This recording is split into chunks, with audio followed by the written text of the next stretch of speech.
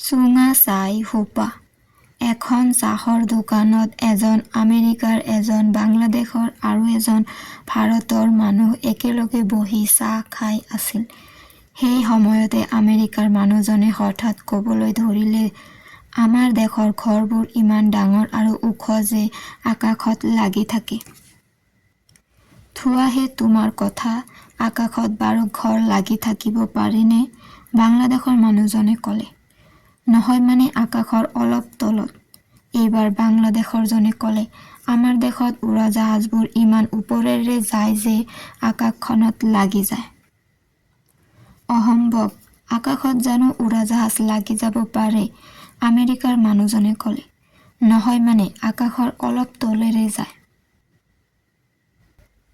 কাষত বহি থকা ভাৰতীয়জন মনে মনে বহি থকা ভকত নহয়। সি আৰু সিহঁতৰ কথা শুনি ৰৈ থাকিব নোৱাৰিলে। সিও ক'বলৈ ধৰিলে, আমাৰ দেশৰ মানুহে নাকেৰে ভাত খায়। উৱা, এইটোনো কেনেকুৱা কথা? নাকেৰে আৰু কোনোবাই ভাত খাব পাৰেনে?